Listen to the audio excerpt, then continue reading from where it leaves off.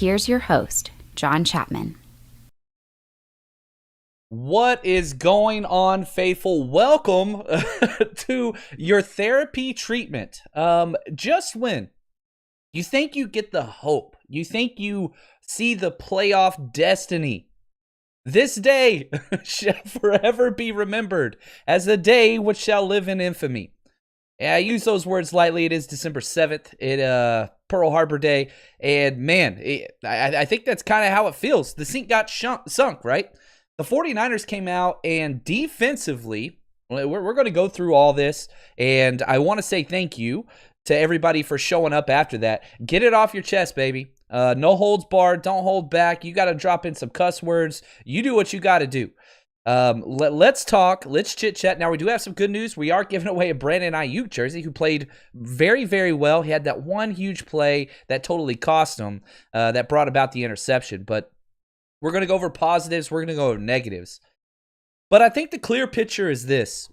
And I think the thing that, I'm taking away from day one, this is not the first game that the 49ers allowed one person to make this game over before it even started.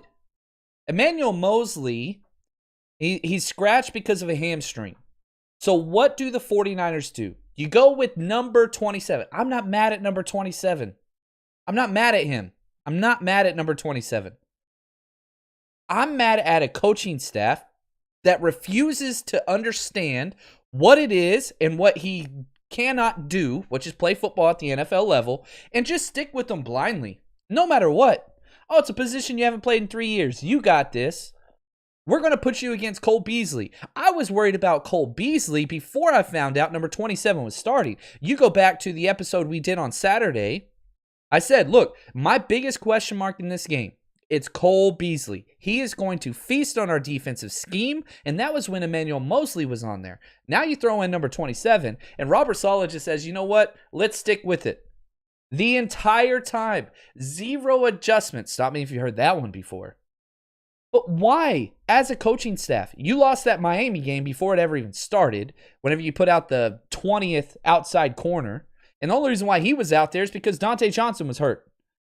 Well, you do the same damn thing against the Buffalo Bills, and you just stuck with it. There was a point in the game where it was about 8 plays in a row where passes were towards number 27's direction or rush attempts were towards number 27 where he was out there. It's so simple. You find the worst player out there, and if they're not going to give him help, if they're not going to replace him, why change it if it ain't broke, don't change it. And Robert Saleh just has no answers. He doesn't do anything. You can zoom in on his face all you want, and you can show him running the stands. But damn it, that dude has no damn clue how to fix something that's not perfect. He can't do it. And so you let one player, I understand your top 3 nickel guys are out. I get it. I understand. Really top 4. DJ Reed's balling out. He's the best secondary player for the Seattle Seahawks. Whatever. Let's just throw that one out the window. K'Wan Williams is hurt. Got it. Jamar Taylor comes in, plays great. He's hurt. Got it. Emmanuel Moseley comes in, plays okay. He's hurt. Got it. You have players on your team who have played that position before. Jimmy Ward could transition down or stay in 4-3. Your Sam linebacker is a safety, Marcel Harris, who runs a 4-freaking-4. You can keep him out there. Try that maybe. Instead, Marcel Harris doesn't even get on the field tonight. He don't even play. You don't even try to fix what's completely broken. You don't even try to do it. Man, defense sucked. 6 straight scoring possessions by the Buffalo Bills. To add to that, you look at the last little ESPN put like just an extra just kick in the rear end at the end of it. The best game by a Bills quarterback in franchise history. The best ever. 4 touchdowns, highest completion percentage, no turnovers, never been done. The greatest statistical game ever by a Bills quarterback against this defense. Man, Dr. Jackal, Mr. Hyde, right? Last week, I put out there, I thought that was one of the best defensive performances that the 49ers have had since Robert Saleh and Kyle Shanahan showed up. And how do you follow that up on primetime TV? Your big, tough defense? Yeah, you get boat raced by Joshua Dammit Allen. Dumbface, freaking mascot himself, just freaking let you up. And the problem was going to be, I said there were two conditions the 49ers that you have to do defensively. Stop the mobile quarterback. Well, guess what? He never even ran the ball against us. That didn't even happen. Josh Allen, he had 6 carries for 11 yards. He did nothing running the ball. So you check that one off, but what you didn't do is the slot wide receiver. Then you tried to manufacture pressure by bringing 5 with delayed blitzes off the edge. You weren't blitzing the Mike linebacker. I think the first series they did, then after that they stopped doing it, which worked. Instead, they started bringing delayed corner blitzes off the edge and putting the back half in man coverage against Stephon Diggs. Are you kidding me? Richard Sherman can't guard Stephon Diggs in man coverage for 5+ seconds. Jimmy Verrett can't do it either. And whenever you do it repeatedly, now it's predictable. Yeah, we're going to talk about the offense because I think there are some things that we could take away from this. But this game was lost on defense. I don't care about the offense really that much. There are some issues. Debo being completely taken out of the game by Tre'Davious White in the first half, non-existent. You need to manufacture him some snaps, get him involved. That's on the coach, right? You abandoned the running game in the third quarter, completely got away from it. You bench Raheem Mostert, who was averaged 4.7 yards per carry. I don't understand that. Why did you not get him the ball more? He had 21 rush attempts. 21 rush attempts. Nick Mullens threw the ball 39 times. You're not going to win any games doing that. I understand you have to throw the ball late, but man, you go all the way up. You score a touchdown whenever Kendrick Bourne got tackled on the 1-inch line. It's a 7-point game. And then you throw the interception, and then it gets out of hand by that, but you got rid of the run game. You can't do that. Cannot do that. Can't do that. Anyway, let's get to some questions. You've heard me rant long enough. Shout out to the Countdown crew, baby. I freaking love it. There are some amazing freaking people here. And man, I made my list, which I usually do, of who is eligible. Anybody puts hashtag CC in the first 2 minutes of a broadcast, you get entered into what we're doing with the giveaway. I'm excited. We have several giveaways. We're going to be giving away a Brandon Ayuk jersey here in a minute. Also, for the people that have been diehard 49ers fans, you guys, if you email me a snapshot of, the 49ers Rush podcast is one of your top things, podcasts of the year, then guess what? You're also going to be getting some giveaways and some 49ers Rush gear. I'm going to send you some t-shirts and stuff like that. So email that to me at 49ers Rush podcast at gmail.com, or you can message me on Twitter at JL_Chapman. So that is where we are at. So anyway, let's get to some questions. Let's do this, baby. Because I can see they're coming in. I love it. Appreciate everybody. If there's your first time with us, hit subscribe. Jason says defense couldn't get a stop on 3rd or 4th down. They just couldn't finish. They couldn't do anything. The defense, again, as I said, was completely lost. Now, if you look at the numbers, here's what's crazy. They didn't even have that many 3rd downs. The Bills converted 4 out of 9 3rd downs. That's it. The 49ers had 6 out of 11 3rd down conversions. Nick Mullens was great. Nick Mullens played well enough to win this game. The defense did not give him the opportunity. Now, 4 of 9 on 3rd down, that's bad. That's over 40%. But then you look at 4th down, which the Bills are the best in the NFL on 4th downs. They go 2 for 3. So that means of those 9 drives that should have been ended and turned over on downs, actually 6 out of 9 continued to go for points.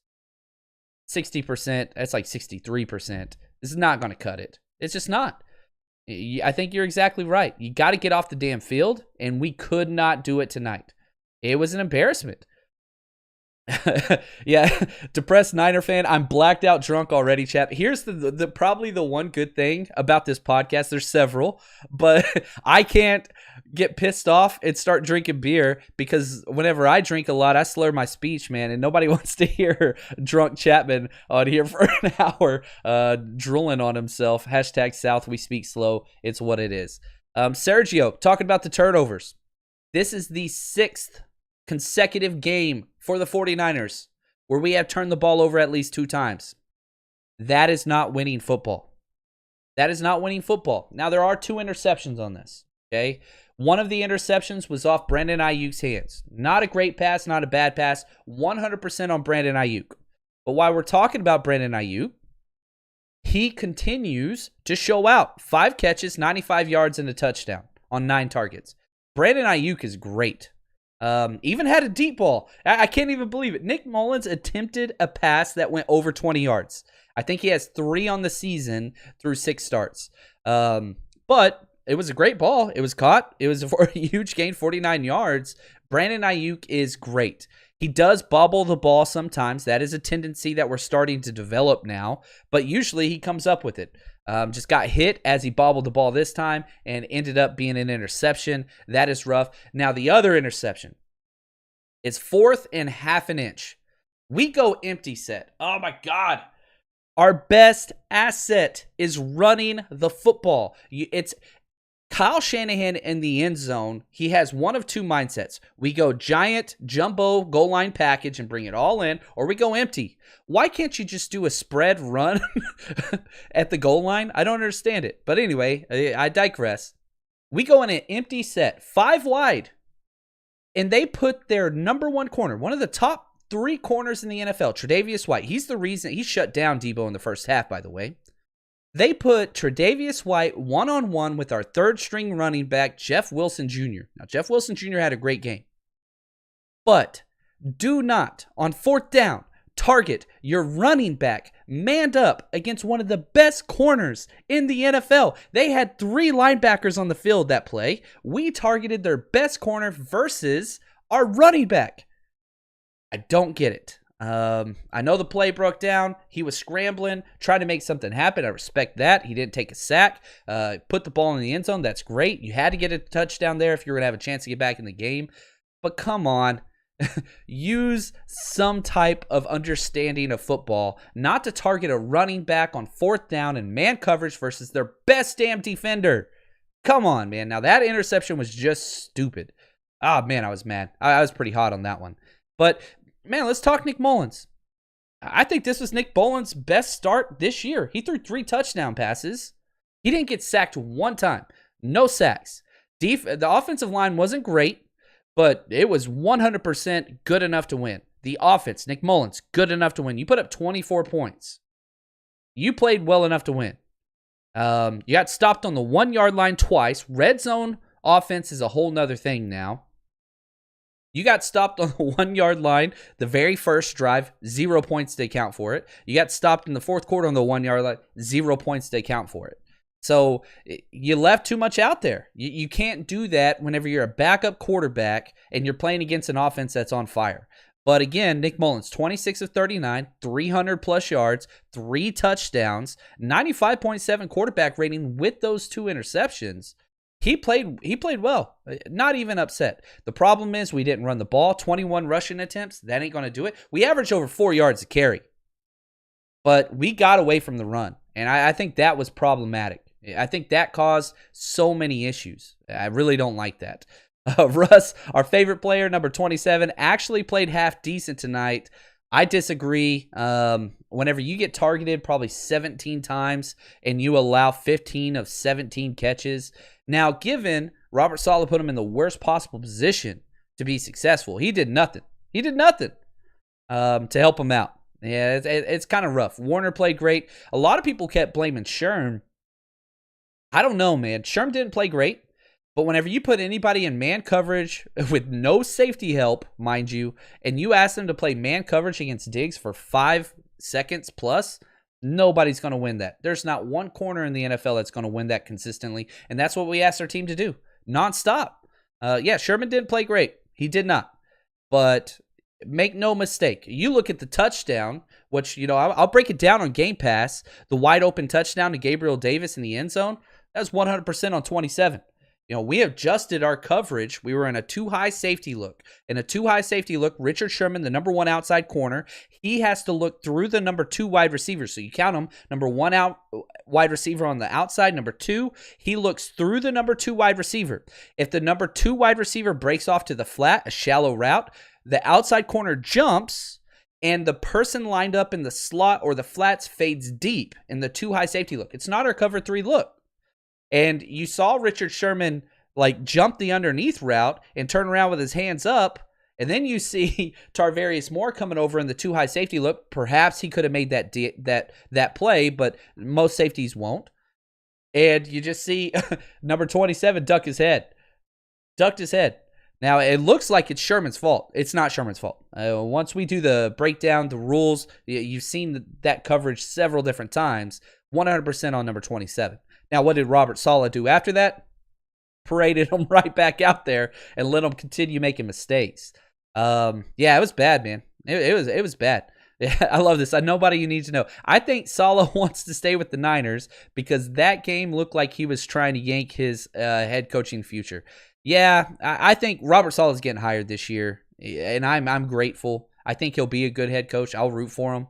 But I sure as hell don't want him calling my defense anymore. I'd love for him to set up the scheme and just let somebody else be in charge of personnel. He just sucks at personnel, to be honest with you. The scheme's not bad. It's just he allows personnel to beat him. That's what it is. Jose, why did we take so long to use Deebo Samuel? 2 things. One, I agree with you. We should have got him involved. You can get Deebo Samuel involved. We didn't run 1 jet sweep. Now, the alignment in their kind of 3-4 hybrid scheme, they have outside Ghost 9 linebackers, not D linemen, that are shooting outside. You remember that outside toss to Tevin Coleman where he just got tackled for a 9-yard loss and blown up by a linebacker? That's why you can't do the jet sweeps, because they have those edges pinned, bringing on the outside to stop that. So their defensive alignment kind of took away that play. You could have forced it. You could have at least tried it. We've done some of the jet sweeps where he breaks it off inside. That might have been available. So that's a problem.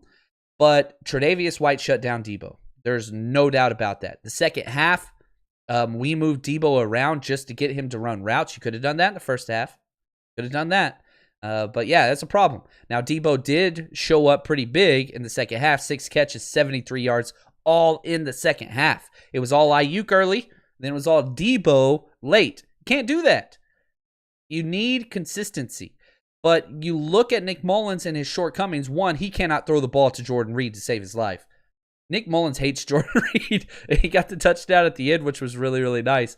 But for some reason, man, when he throws the ball to Jordan Reed, he just sucks. It just sucks. Yeah, Josh Allen, he tore up our defense. There's no doubt. Yeah, Tarvarius Moore. He had a bad night, man. He did not have a good game at all, Russ. 100% with you. And you look at some of the big plays. I don't put them on Tarvarius Moore. Who had a good game in the secondary? It's hard to name anybody. And the defense kind of reminded me of the lack of pass rush weeks 4 to 6. You remember after we lost everybody on the defensive line, we couldn't even touch the quarterback. That's what it looked like tonight. The defensive game plan was do not let Josh Allen defeat you running the ball. And he didn't. 6 rushes for 11 yards. He didn't do much on the ground. But man, he looked like an MVP out there running around. And yeah, I said in the game before that he was 5th in line for the MVP according to Vegas. He just passed Russell Wilson. He's going to be top 3. So it's probably going to be Patrick Mahomes 1, Aaron Rodgers 2, Josh Allen 3. That's the current pecking order. Derrick Henry was up there. He had a terrible game. So he MVP'd us. We got beat, and we didn't do anything to challenge him. Defense just disappeared. They vanished. That's the title, man. Damn it. The day which shall live in infamy. I'm mad now. Kaleo, why is 27 still on our team? Great question. They talk about great locker room guy, amazing person. Probably is. No ill will towards him as a human being. Just get the hell off my damn team. I don't want you on my team. And that's on Kyle Shanahan, that's on Robert Saleh. At any point, Kyle Shanahan could have went over there and said, look, man, get him off the field. He's done it before. Couldn't do it this time. I don't know why. Gosh, it's so bad. Beasley went off. He had a Cole Beasley had a career high in receptions and receiving yards in the first half. Not for the first half, for his entire career. Like, that's where he was. It's so mess. It's such a mess. There will come a day when receivers will learn how to catch with their butts in that dark and bizarre time. Yeah, Nick Mullens is a mess, dude. But I don't put this game on him. I really, really don't. You know, I really thought that he played well enough to win this game. Defense just, they were straight trash. They were so bad. You look at just the numbers, man, and it just got bad. Refs, guess what? Refs contributed to 2 of those scoring drives. 2 of those scoring drives should not have been touchdowns, but it's the 49ers. It's always going to go against us. It's what it is. On 4th and 1, early in the first half, pivotal play. They go for it. A huge hold on the outside on Dre Greenlaw, who was the force edge player that stopped him from getting outside. Would he have made the tackle? Who knows? Maybe, maybe not. We'll find out on Game Pass when we do our breakdown on Patreon. If you're not with us on Patreon, go to patreon.com, 49ers Rush. We go over every single play, the all 22 and the end zone of every single play, offense and defense. Patreon.com, type in 49ers Rush, join us there. All support appreciated, and go straight to the podcast. But that was one. The second one, I don't think that pass or the roughing the passer on Kentavious Street, yeah, he's an idiot. We know that. He shouldn't be out there. He's a backup, but we've got so many injuries. It's what it is. But you saw the angle where he barely even put his hand on the shoulder, and Allen just flipped out. He got the acting job, and the refs are going to give it to him. That's the MVP treatment, and he's getting it. He's starting to get that. So anyway, let's go ahead. Let's hear a quick word from our sponsor. Then let's do this giveaway, baby. So all my countdown crew, don't be pissed off because we got more giveaways coming this week as well. So let's hear from our sponsors, MyBookie, and then we will be giving away this jersey. All right, MyBookie.ag sponsors this podcast, and they have been partners for a long time. I love their product. I love what they do. So here's the deal. Whether you're a first-time customer or you've been betting with MyBookie for years like me, there's no shortage of value to be found in thousands of game lines, prop bets, over-under, spreads, parlays. You name it, you can bet on it there. And it goes outside of sports as well. Let's say you're a casino and a card guy. Guess what? They have everything. Classic table games, slot, card games, everything that you would expect to find at a local casino, they have it. And the best part about MyBookie, guess what? The doors never close. You can bet there anytime. So here's what you got to do. Head over to mybookie.ag. Whenever you do, use the promo code 49ers. This supports the podcast. 49ERS. And here's the deal. If you do that, they're going to match your deposit halfway. All the way up to $1,000. This is free money, guys. So if you put in $200, they're going to give you $100 to bet for free. Now, rollovers do apply, and if you don't know how that works, their customer service is incredible. So if you're already planning to bet this season, there's free money to be had. Head over there. We've been killing it all season long. We're going to have draft prop bets as well moving forward. So it's a winning season at MyBookie. Head over there, mybookie.ag. Use promo code 49ers. And again, let's make some money and have some fun while betting together. Thank you so much, MyBookie, for the continued support. And again, if you want to help support the podcast, this is the way to do it. All right. So again, just a quick reminder, if you want to be a part of the Countdown crew, we do giveaways every month, every single month, all year, not just during the season. This is a year-long podcast. All you have to do is subscribe to our YouTube channel and hit that notification bell. Join us when we go live. All you got to do is just mention #CC. That puts you in the running for a giveaway. We do it every single month. So the winner this month, again, sorry for everybody who doesn't win, but trust me, we're going to be around for a while. We'll get everybody something eventually. The Brandon Ayuk jersey, Tommy Huxley. You handsome devil, you. I don't know what you look like, but you're going to look even better once you get this Brandon Ayuk jersey. So reach out to me, Tommy. Email me, 49ersrushpodcast@gmail.com, or on Twitter, you can DM me. DMs are always open, at JL_Chapman. And I'm going to give away the next 2 podcasts, I'm going to give away 2 more things. Just burning money at both ends. Why not? For people, again, who send me snapshots, whether on Apple Podcasts or on Spotify, showing the 49ers Rush podcast is one of your top podcasts of 2020. You do that, again, 2 more people are going to be getting away some more giveaways this year. Now, let's talk quickly just about the playoffs. I know you guys are like, playoffs? We're talking playoffs? Some good news. Number 1, John Lynch on ESPN this morning said, we have received great news on Jimmy Garoppolo and George Kittle that they might be back sooner than we had hoped. Now, again, the 49ers are now 5-18 without Jimmy Garoppolo under center with Kyle Shanahan there. 5-18 without him. With him, pretty damn great. I think 22-8 off the top of my head. I could be off on those numbers. Anyway, regardless, you get those guys back. Now, it doesn't help out your defense. They're still going to get some problems, but you will be getting K'Wan Williams back. You will be getting Emmanuel Mosley back. You're going to be getting some help on the defensive side at that cornerback position, which is going to be great. Now, the 49ers fall. Again, they fell considerably. You were so close. Now they're all the way down to 11th. There is a logjam of 5-7 teams. The Bears, the Lions, the 49ers, and Washington, who we play next week.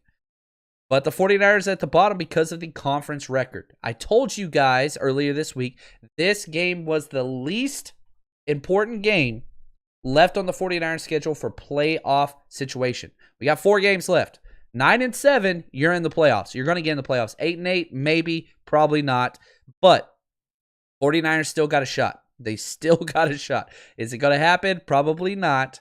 But they still have a shot to be there. So we'll keep up with that. You know, you look at the schedule with what we have left. 49ers, you're not traveling much. You're in Glendale, Arizona for Washington next week. Then you travel to Dallas. That's a quick one. Then you go back to Arizona to play Arizona. And then last week, who the hell knows where that's going to be played. You're supposed to be home versus Seattle. Can you win those 4 games? Yeah, you can. Get George Kittle back? Yeah, that's going to help a lot. You get Garoppolo back, it's going to help even more. You can win those 4 games. Is it likely? No, it's not. But it is a possibility. So, draft status for all other people on the other side, it depends on what you are. It's not half full or a glass half full or half empty. Is the glass for playoffs or is it for draft order? Here's the bad news. Before this game, the 49ers were picking 14th in the draft. After this game, the 49ers are picking 14th in the draft and didn't change. We did not move up in draft order. You look at the 5-7 teams, again, very similar to what I just said. 49ers, Bears, Lions, Washington, all those guys are log-jammed. We are at the bottom whenever you look at conference winning percentage for playoff position. We are also at the bottom of strength of schedule. We have the toughest. So that puts us at the bottom for draft order. Damned if you do, damned if you don't. How do we lose both of those? But there are still 4 games. We'll have to see what happens. Now, if the 49ers lose next week to the Washington Redskins, or Washington football team, they don't even have a mascot, 100% playoffs are done. You can lose 1 game, but probably not to Washington. I doubt that you're going to beat both Arizona and Seattle back-to-back. You got a shot, but it's what it is. So that's going to let you know kind of where we're at there. Now, we've got a full week this week, guys, and you guys are incredible. I really do appreciate the support. The turnout is incredible, even after that game. It sucks, man. It sucks. Maybe we will get a quarterback. Maybe we will get a nickel back. Maybe we will get a tight end back, even though the tight ends played well today. None of them played as well as George Kittle, but still. 49ers still got a little bit of hope, man. A little bit of hope. Appreciate all the support. As always, please rate, subscribe, review the show. Helps us out. Hit that notification bell. We'll be back this weekend as soon. I'm just waiting for them to open up the film. Probably not going to get the film up until Wednesday morning as far as Patreon video breakdowns go. But my guess is the schedule, we'll see. It's going to be a little in flux because it was a later game. But all 4 episodes this week, don't worry. We're going to be with you. We've got everything you need. Thank you guys so much. And as always, stay strong, faithful, because you need it, man. Oh, that was rough. Stay strong.